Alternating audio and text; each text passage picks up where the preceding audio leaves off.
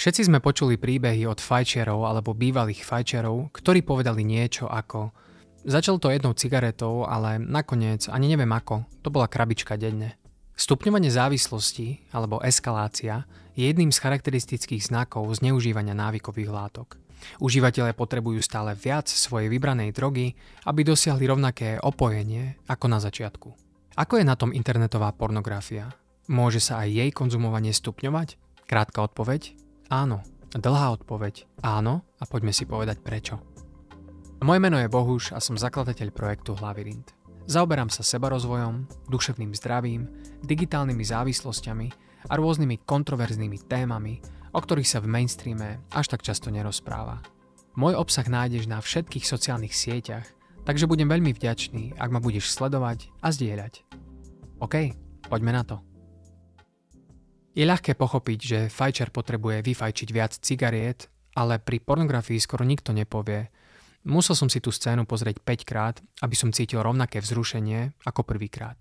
Práve naopak, konzumentov tie isté videá veľmi rýchlo omrzia. Viacnásobné pozeranie toho istého videa má teda za následok menšiu odozvu a nie väčšiu.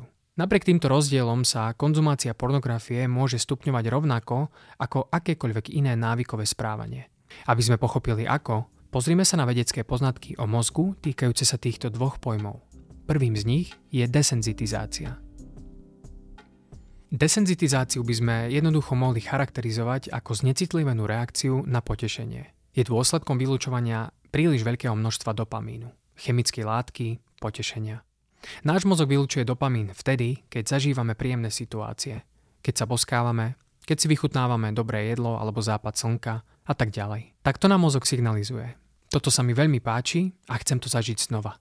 Problémom je, že dopamín sa vylučuje aj pri činnostiach, ktoré nám škodia. A paradoxne, pri týchto činnostiach náš mozog vylučuje oveľa väčšie množstvo dopamínu ako pri tých zdravých. A keď sa dopamín vylučuje príliš dlho, vo veľkom množstve a náš mozog funguje na týchto zvýšených úrovniach, tým viac si naše dopamínové receptory v mozgu začnú akoby zapchávať uši a znižovať svoju citlivosť.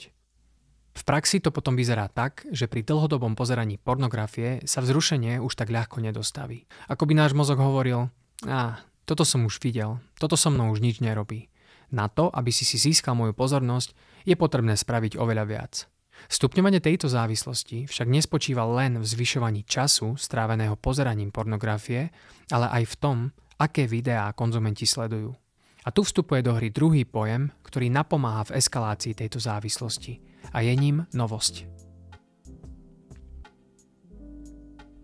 Výskumy napríklad ukázali, že ak sebe dáme samca a samicu z takmer akéhokoľvek druhu, tak sa budú páriť, ale postupne ich to prestane baviť.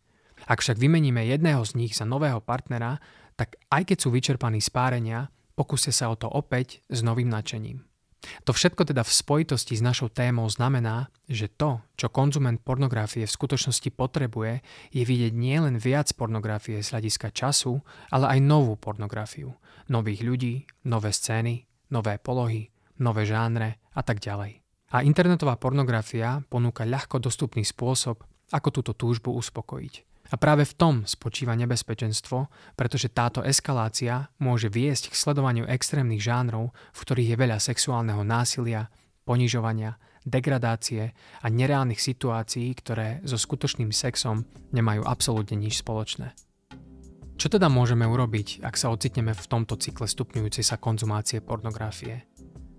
Prvým krokom je uvedomiť si, že môžeme mať problém, aj keď to znie ako klišé, ale je to skutočne tak. Je v poriadku vyhľadávať sexuálne potešenie a skúmať svoju sexualitu zdravým spôsobom. Porno môže byť súčasťou tohto skúmania, ale je dôležité pristupovať k nemu zodpovedne a uvedomovať si možné riziká. Mnohí ľudia považujú pornografiu za neškodnú činnosť, ale tá sa môže pre niektorých ľudí rýchlo vymknúť spod kontroly a stať sa deštruktívnou silou v ich živote.